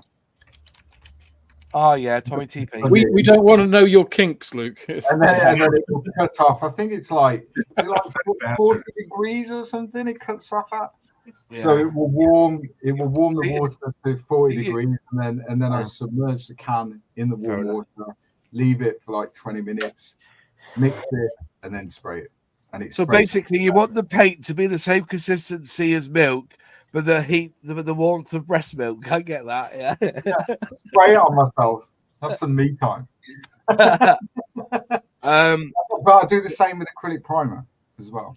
I'll always warm that. So if I'm going to use acrylic primer, I always use this stuff, which is Ultimate Primer, Steiner Wes, just with a different. Do you like it?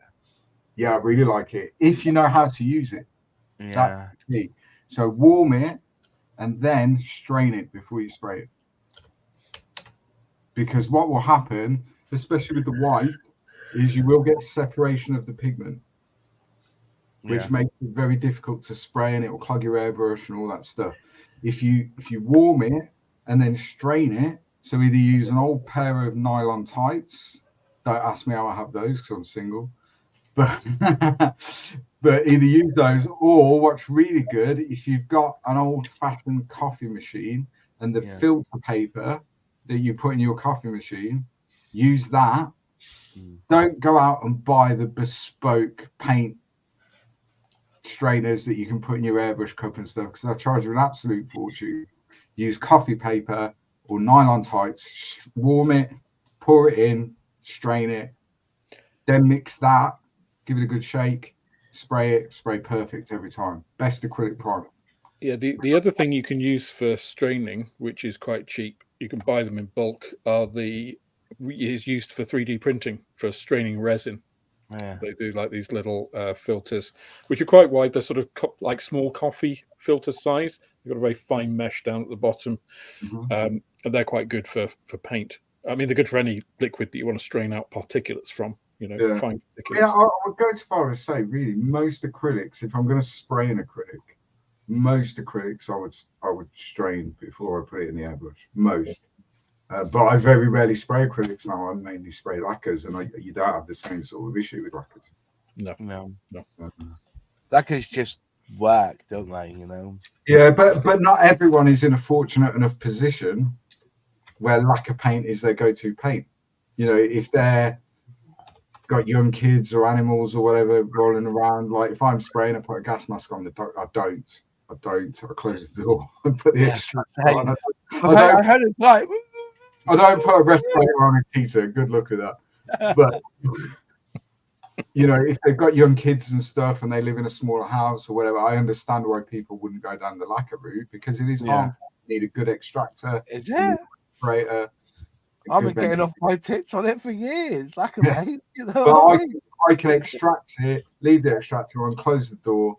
It doesn't affect the rest of the house. I can leave it a couple of hours before I go back in that room. And it's. I mean, something's going to kill you one day, and you just choose what. Absolutely. But then I vape. So, do you know what I mean? The vaping will kill me before the lacquer paint does. Absolutely. Yeah. Don't smoke and spray lacquers, folks, either. That's no. You'll do it once. Yeah. And have a fire blanket fairly close by if you're going to do that. Things, like I said, you know, it's the simple things that kill you. Well, almost kill you. I got a friend who's a magician. You ever seen this stuff called flash paper? So, you know, you put it over a flame and the paper just catches fire and disappears. It's called flash paper. It's something like that. It's basically gunpowder resin on it. So when you fire it, it goes up. And we you know, use a HP DeskJet printer for years, like to print something on it, and then you set fire so it disappears. But he had this idea of, why don't I use a laser jet? Boom! And he burnt the house down. That paper hit the road, that was it. Gone. Quick. No. Laser jet. Yeah. I think we better go on to some questions now, because we've got a few here. So, Steve T, do you paint as you build or after it's complete? I paint each part before I glue them, but I saw a guy doing the painting when the model was finished. I'm trying it now, but it's a little unnerving. I think you've got to plan your builds. Yeah. I think we don't stress it enough. Plan your builds. So, look, I'm a lazy modeler. If you can't see it, I can't see it. I don't paint it. Yeah. That's the rule for me.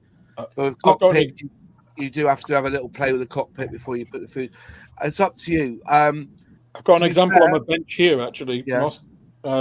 This is the new ICM Panther with Panzer IV turret. Oh, you got it there. So I sprayed this. Oh, there we go. Yeah, sorry. So I sprayed this like as it was complete. I don't have the tracks on it yet. As you noticed. Yeah. I don't have the side skirts on. No, because it's easier to spray the whole thing together to tie it all in. Yeah. The basic stuff and have these. But if I did it with the tracks and this on, then that's going to be a pain in the ass to do those bits separately. So I don't paint all the bits piece by piece. But as you said, Moss, it's planning your build. It's working out, well, what can I get away with? You know, Yeah. What am I going to paint all together? What am I then going to bring in? You know, I've got the racks on the side here. They're on. Yeah. But I don't have any of the tools and stuff. I'll bring those on afterwards. Yeah. So I'll bring that. This is just about that stage now where those will all come on, and then I'll weather it. Yeah. Weathering affects the whole thing, and it will help tie it all together. And also for me, when I'm doing the Chinook at the moment, and I got the black paint out to do underneath, and I thought I need to do the rails. So while I had the paint in the brush and the airbrush, I then sprayed up all these bits that need. I went through the instructions to see what is being painted up black, and so I painted up all the bits that are going to be put on after I've done the decals, because these little tiny bits on that I feel it go on the edge of. Is it like a wire? Yeah. And the pito, they're all going to snap off. So basically, I thought I'll spray it all up now because I've got the paint in the airbrush, and then when I need them, I can just slip them off and then glue them on. But you've got to plan your builds. It's planning your builds, and you'll find that. And sometimes that when you put something together, there's no way on earth you're going to be able to paint it up. So it's best to do it before you've set it in play, if you know what I mean. So I think that's key, isn't it? It's about planning. Yeah. So for example, here we go. So this LBT, apart from the stowage that I'm now putting in it, the whole thing was constructed, filled, sanded, rescribed, painted as one. However, if you look at the video I released today of the Edelweiss, that's been at least 60 hours so far of painting, because I've painted almost every individual piece. Yeah. Separately, because it's a different process. It's a different build. It's a different construction process. The Spitfire I'm building at the moment, I spent 3 days doing the cockpit. Can you see it? No. You can't see any of that. But there's no way I could have done that level of detail after I put the cockpit in the aircraft. There's just no way I could have done it. So it's all about planning. Go through your instructions, plan what you want to do first, things you're not going to be able to get to. Paint those first. Yeah. If you want to paint them. And then, underside of armored vehicles, that's a classic. That causes a lot of debate, because a lot of people don't even bother painting it, let alone weathering it, because you'll never see it, particularly if it's attached to a base, because you'll never see that.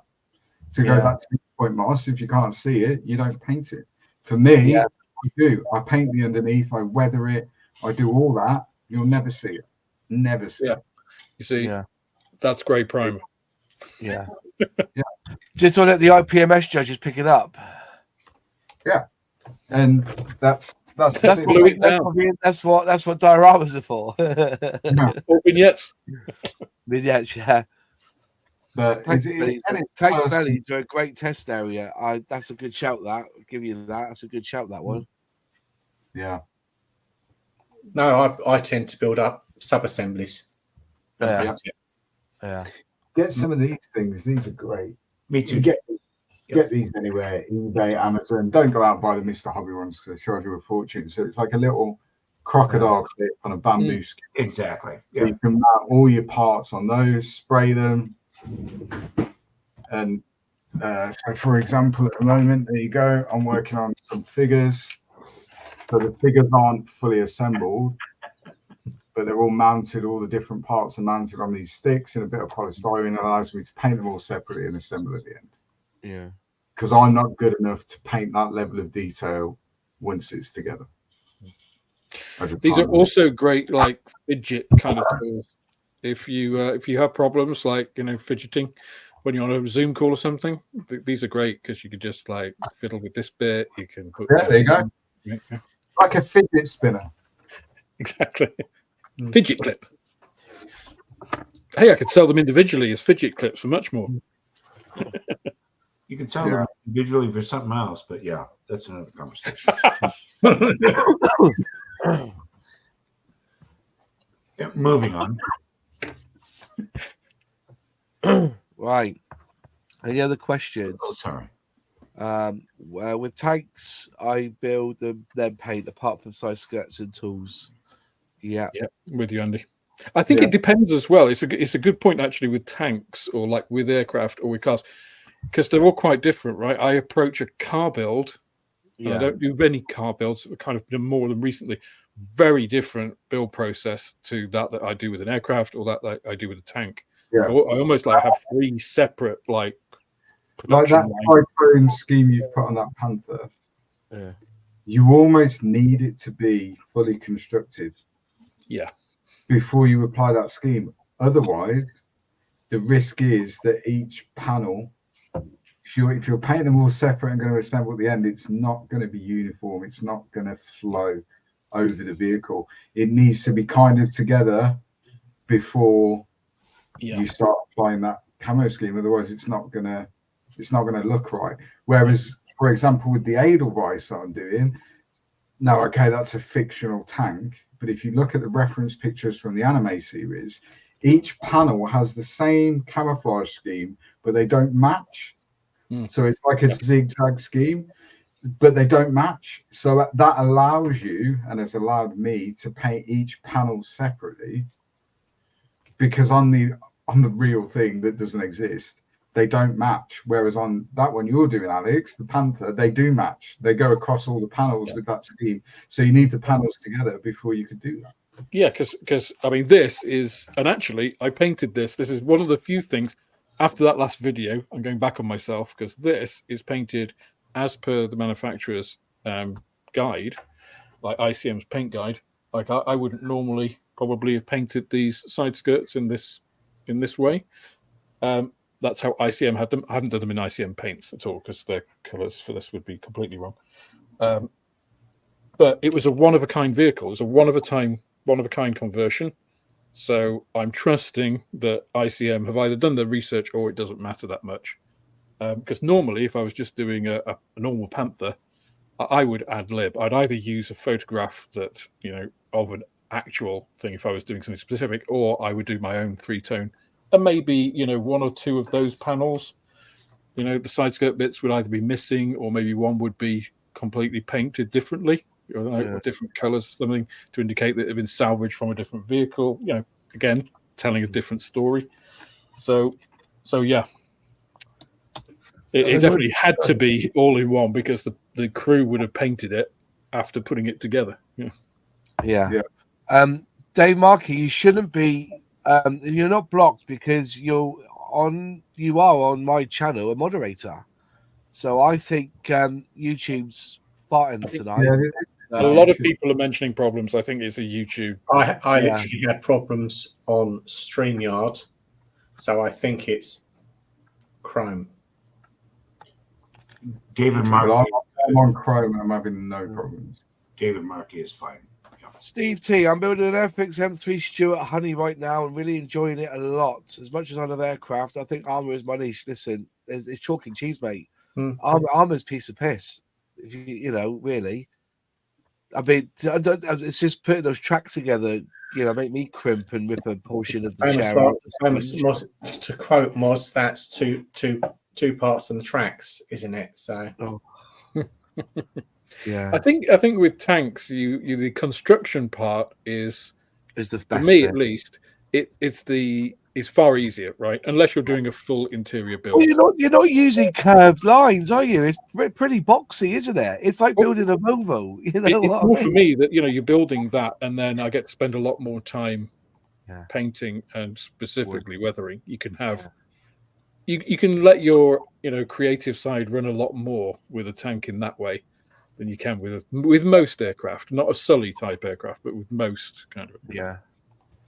Yeah, I wouldn't say, having built most genres except a ship. Yeah, same here. Well, built one. Either any genre is easier than another. It's just different. Yeah. The processes are different. The approach to the build is different.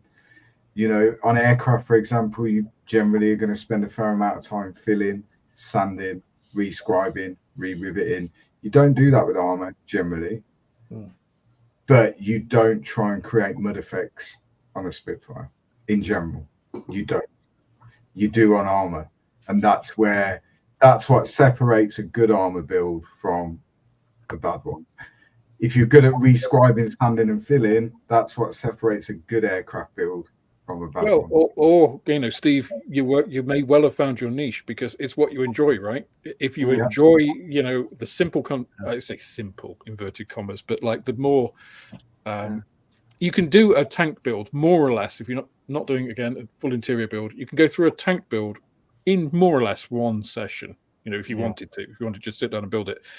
With most aircraft, 90% of aircraft, you know, cars as well, you have to do the interior details. You have to paint them. You have to detail them because you're not going to get access to them once you've closed it up. So you have this sub-assembly build, or like you spend a lot of time in interior and stuff. So you can't do that. Whereas with tanks, you can slam it all together, and then you can, you know, really get into what you enjoy, the painting and the weathering stuff. So that may be your niche because that's what you enjoy most. Yeah, you know? Which is what I enjoy the most. I enjoy the painting and weathering. The construction is a necessary evil. But then again, why don't corgis bring out cars then that you don't? All you got to do is paint. Why don't they do that? They do. It's Airfix. Yeah, no, you have to. No. I mean, a complete Quick car. Why don't they? Why don't you see people bring out it all completely built, and all you got to do is paint it? You don't. That's the problem. You've either got to build it from scratch, then paint it, or it comes metal and die cast and it's already sprayed up. So it's and just it a thought. wouldn't be too like it anyway. Yeah. Andy Wilson, one of the vehicles are great. I'm building the FV. Is that the F4005? That's AF. The tortoise. AFV, isn't it? Didn't AFV Club? No, it's fighting vehicle is what it stands for. The FV4005. That's the one at Bovington, isn't it? That they're trying to get built up. I'm sure is that AFV then? Let me know in the comments, Andy, if it's an AFV one, because if it is, I'd like to have a go at that. It's like a tank destroyer, isn't it? Have a little look here. FV45005. I'm looking at it now, yeah. It's got that massive turret on it. Yeah. Wasn't it the largest gun fitted to a... Oh, maybe. Largest gun ever fitted to a tank, Yeah. 183mm caliber. That would really be. I mean, that's a decent, like, secondary armament for a cruiser. Yeah. That would ruin your day. That's for sure. Ruin your day? Looks like it was built on a chieftain chassis. Yeah, it looks like a chieftain chassis, yeah. It is chieftain, yeah. They just... AFV. That's why it looks like a chieftain. It looks like someone put a bunker on a chieftain. Yeah, it looks like they've took that gun straight off a cruiser. It does. It's slightly more modern equivalent of the. Look at that! They put the seat on the door. Is that an 8-inch gun? It would be, wouldn't it? Would it be an 8-inch? What is it? What size was it? Millimeter? 183mm. 183mm. Because 75mm is a 3-inch gun, isn't it? Yeah. Was so it 184? 6-inch gun. Yeah, 107, just over 7 inches. It is. Size matters.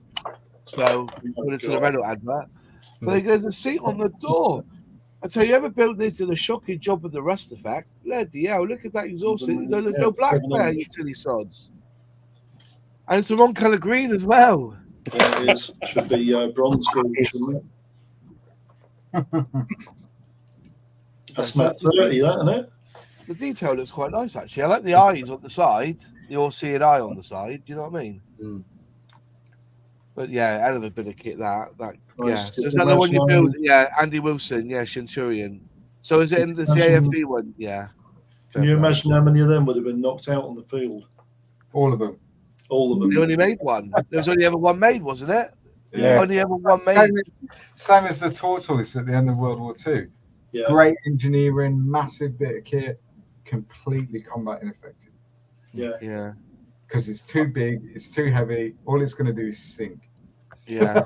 Well, I mean, like the Jagd Tiger, I mean, was really the same, wasn't it? It was used more or less as an emplacement because it was so heavy. Yeah. Or the cargo, the Norsa. That's why the Germans didn't build the Mouse, because they knew it would be too heavy. It would just sink into everything. Yeah. Julian, do us a favour. Will you email me? We'll get you on next week on Airfix and Chill. If you want to come on. If you don't worry about it. But if you've got a camera and a microphone and a pretty face, you can come on. Well, face for radio, isn't it? So you can come on. So Mr. Hughes on YouTube did a wonderful job. Yeah, no, I'm going to go up on the Friday, the Tank Fest. I'm going to book a day off and go up and see it for the first time. Scheduled to run in 2 weeks' time. So yeah, hopefully I'll be up on the Friday. The thing about it is that you're quite right though. For armor, if you started to struggle with 1/72 scale, and you don't want to go to 1/32 scale planes and that sort of ilk, 1/35 is a relatively good size. It fit in any IKEA cupboard. Well, I can highly recommend, if you want to build armor that isn't a nightmare to store and all that stuff, Tamiya 1/48 armor kits are absolutely phenomenal.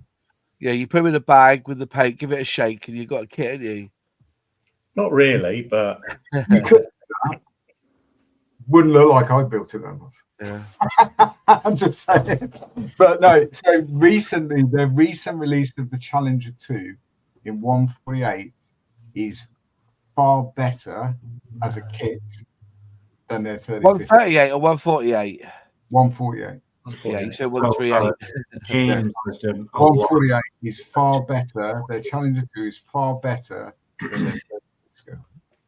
I've got to buy a Challenger 2 now from Tamiya, for fuck's sake. Right, James has quite a lot of 48 scale builds. Yeah. They're really, really good. Really good. And you can even put it on a base, and you don't need the real estate on your shelf or your display case that you would for a 35th scale piece.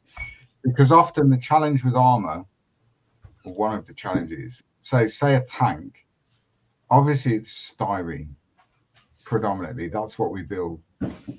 Trying to make that look heavy is difficult.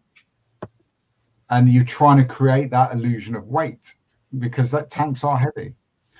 So the easiest way to do that is to put it on a simple base with some mud effects and like the tracks almost sinking into the ground a little bit. Straight away, you've created that illusion of weight. Yeah. And with a 48 scale kit, you don't need a lot of space to be able to do that. Yeah, you only need a 6x4 frame. Yeah.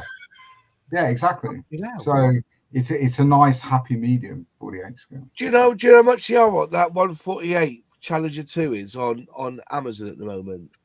About 26 quid. That's a lot of money for 148. A lot of parts there. It's a lot of kit, to be fair. It's a very, very good kit. Oh, but the description says Tamiya 32601 148 KPZ Challenger 2 tank. Detailed model kit in scale 1/35. Hang on, make your fucking mind up here. Yeah. What's going on? Important issue with that product. Wrong scale. Andy Wilson, watch the tracks on the KV2 because Hobby Boss with their kits can't count. neither can AFV Club with their Scimitar school kit. Neither can Mini Art. Where are AFV from then? Who are AFV? Are they linked to Trumpeter or anything like that? I don't know. Asian. No, they're South Korean, I think, or Malaysia, something like that. They're Asian.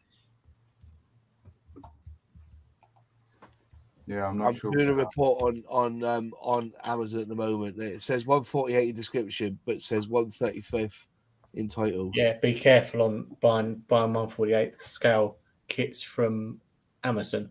Yeah, they turn up as 135th. Yeah. Don't get me wrong, the 135th Challenger 2 is quite nice from Tamiya, but it's not as good as that 148. Apparently, Amazon's telling me, thank you. Your feedback helps us make Amazon shopping better for millions of customers. Ooh. One comment. I can sort it for you now. Stop building spaceships. You're wanking it. Get involved and fucking sort it out. Feed the poor with your money and your profits, you tight-fisted bastard. Average price for the Tamiya Challenger 2 in 48 is 21 online.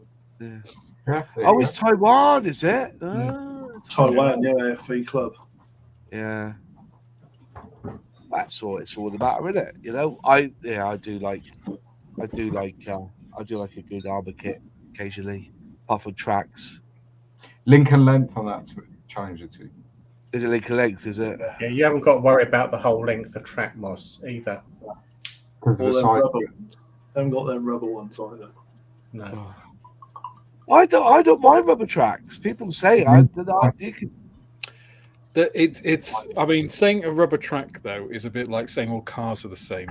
It's just like some rubber tracks. You know, Dragon actually did some which were you could glue. I don't know what they're made of, but really, I mean, they did them on the 72nd scale kits, end of the 90s, beginning of the noughties. They did a whole range of kits with them, and they were really nice, really precisely cast. You know, they were good. So to me, but not yeah, now so much. They moved away from rubber tracks a lot of the time now, and link and length is sort of go to. But they're more recent rubber tracks, because the issue with rubber tracks, or one of the issues, has always been gluing them and attaching them. It's always a nightmare. I sew mine with a needle and thread. That's how I do it. Yeah. But the more recent Tamiya kits will glue with extra thin. They changed the, I don't know, makeup of the rubber tracks. Is there anything you're trying to tell us, Luke? I mean, you're doing sewing. You've got some like milk warming stuff. You've got there's a theme here tonight. Listen, mate. Listen, I can assure you. I'll message you in the morning when I wake up and see what sort of day I'm having. Listen, if I was in the desert dying, I'd want Luke there. You sew me back up again. Yeah, staple. I can actually do that, Ross. I can actually do that. Yeah. I've done a course. Yeah, it's a different sort of sewing, but yeah, it's sewing nonetheless. Yeah, just put some of those. What are they called? They dissolve, don't they? Dissolve. Oh, even better, just use super glue, isn't it? Just I've done it before. Get a bit of super glue with a cut. Paper cut. When they train you, completely off topic, when they train you to use wound closure stitches, and there's two types, either dissolvable or ones that have to be removed. But when they train you on pigskin, because that's the closest you can get to human flesh. Yeah. And that's what you practice on. It's what the Americans use for gunshot wound trauma teams. Mm-hmm. Yeah. Yeah. We're pretty close to pigs in many ways. We're pretty close to pigs. Yeah. In many ways. A lot of our organs are very similar in their makeup. There's a lot of genetic research going into like potentially growing human organs in pigs. Yeah. A lot of heart valve replacements. Mm-hmm. I reckon pygmies call human meat sweet pig. Yeah. Well, cannibals. I mean, the band, the Long Pigs, were called the Long Pigs. Long Pigs is the name that cannibals call humans. Yeah. And true story. So I cannot. Smells can evoke memories, can't they? Smell, music, whatever it may be. Yeah. I cannot still to this day, and we're talking about 20 years ago. To this day, I cannot roast pork, and I cannot have pork on a barbecue. Because the smell of pork cooking smells very, very similar to burning human flesh. There you go. There you are. Oh, Nigel's in the house. Nigel, nice to see you, my friend. AFC clubs are linked to Panda. They're Taiwanese. Yeah, that's good. Yeah, hope you're well, Nigel. They're not bad company either. No, good kids. Good kids. Yeah. I like them. AFC club. Yeah. Good stuff. But what I will say, if you're going to build their Scimitar or Scorpion, which is a great kit in 35th scale, is really good, but get aftermarket tracks, because their tracks in the kit don't fit. They're too short. They don't fit. Or make one side and just display it in a diorama, like with a shop or something behind it, so you can't see. There's always a way. They're too short. They're too short, which is a shame, because for rubber tracks, they're actually quite well detailed and stuff, but they're just too short. The only AFV club kit I've ever built was a MiG-25 and 1/100 scale, and it wasn't even an AFV kit. It was an LS kit. So you have to worry, they are quite pricey, but they're not always AFV. Yeah. Idiot 101. She's gone back to, I think he's watching the first 5 minutes of the video. There's no such thing as a correct color, as what people see varies from person to person, including your and your physical, mental health, and mood. See my comment on the paint by numbers video. Fair enough, Idiot 101. Get that? I think we actually covered that in the video. So, you know, different color lights. Is a Mrs. Had a go at you all day? You know what I mean? It's what Nigel said a couple of weeks ago, isn't it? If you want to paint the Red Arrows team, you need 11 different colors of paint, red paint. Yeah. Because every aircraft is a different color. Yeah. Are you sure? I thought they sprayed them all up the same. Yeah, they're all different colors. They're all different colors. Every aircraft is a different tone. It's hard to believe that the oldest Red Arrow that's still going is 45 years old, isn't it, or something? Oh my gosh. Is it 1980, 81 or something? I think they took over in 1981, didn't they? Yeah, it was 81. Yeah. And the oldest one that's still going is 1980s. Yeah, it's like 40 odd year old, like, you know. 42 years old, isn't it? Yeah, I'm pretty sure of that. It must be a bit like a broom head and shank, though, mustn't it? Because I would have thought quite a lot of that aircraft's been replaced. Yeah. Oh, yeah. Like Trigger's broom, isn't it? Like Trigger's broom, isn't it? Yeah. I have an AFV Club M109G. Got to build it for my grandpa. He worked with the Bundeswehr M109s when he was in the US Army. Oh, fair enough. I remember when the Red Arrow was using Nats, these Hawks have been going for ages. Time for an upgrade. Yeah, I don't know if they could do that. They could spend out on using F-35As, could they? Like, that would be good though. Something different than grey to paint an F-35. Yeah. Yeah. What about Red Arrow's Eurofighters? That'd be smart, wouldn't it? No, because it'd be German then, and we want nothing German in the Red Arrows. They can bugger off. That's the problem, isn't it? When you replace something, you know you're going to have the wrong engineering in it. Do you know what I mean? You know. They could dig some of the Harrier GR1s. By the way, I jest. You could use it. I'm just taking the piss in case anybody gets offended. It's a true story. Tongue in cheek, right? A lot of what I say is tongue in cheek, right? I think people wouldn't be here if they were that thin-skinned by now. I was going to say, yeah. Yeah. So I'll tell you what, there is one comment that made me proper laugh tonight when somebody, I can't remember who it was, so I do apologise. I thought I'd started it, but I didn't.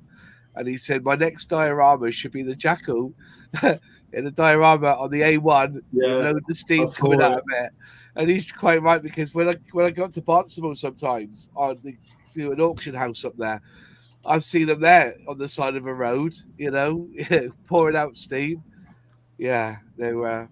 Are they made by Super? No, they weren't made by Super. Were they made by Supercat? Yeah, Supercat's in Dunk as well. Yeah, I thought me Jackal. Yeah, I tried to sell them batteries. I wanted to get in there and sell them batteries. It never worked. But yeah. By the way, folks, the group build finishes at the end of June, if I'm right. I have the top prize, Chinook, to give. So the winner of the Roy Cross Award for building. I'm struggling to get through mine at the minute. I've got the Chinook on go. I've got a Land Rover that I've got a commission for that I've got to finish this week. So I may not be able to take part in the Roy Cross build. But basically, it's any kit that has a Roy Cross box art. It could be a vintage classic. It could be one that he did in the 60s or 70s. But then send us your pictures. Pardon? The second place. Yeah. Model Works will award one of those. Buffaloes and Willies. Him anyway, but yeah, one of those and one of them. Brilliant. So there's 3 prizes. So first, second, and third. You also get stickers from me. They'll build a kit with Chuck stickers in as well. But yeah, so if you want to do that, I said I don't think I've got the time. I said this Land Rover, I'm still waiting on a part. Got a starter set from Airfix, believe it or not, missing a part. So story of my life. Who'd have thought it? Yeah, missing a part. So I wait for that to come in.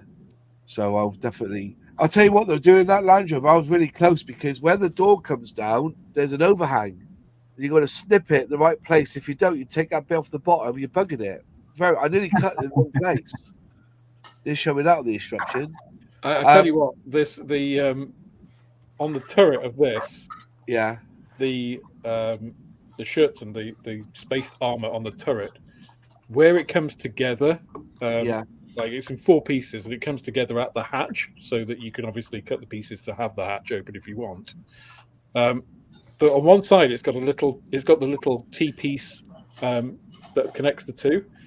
And when I was just looking at the sprue and like trimming them off, I trimmed one off, and then I looked at the other side, and it had the little depression. I'm just like, shit, that was actually meant to be there. Fortunately, if you have it enclosed, you can't see. So yeah, if you pose and the hatch is open, does it have hatch detail on the kit? I don't. Oh, it has. Yeah, on the turret. Yeah. Yeah. But not on the inside of only the latch. But.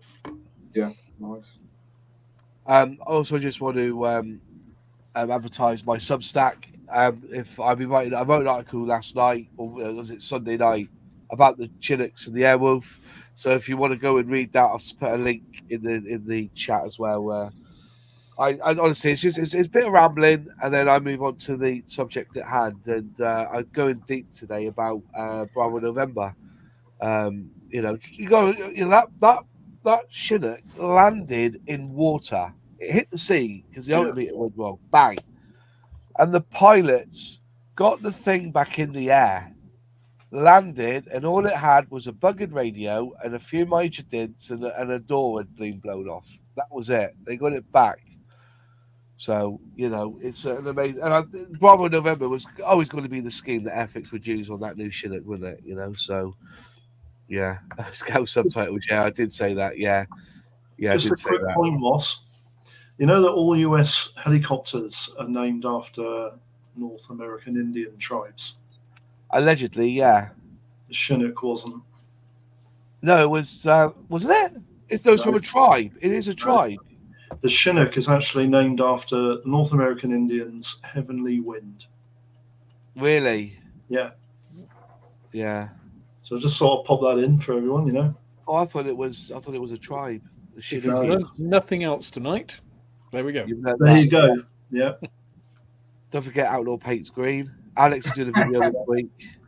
Don't forget, never use Mat 30. Never use Mat 30.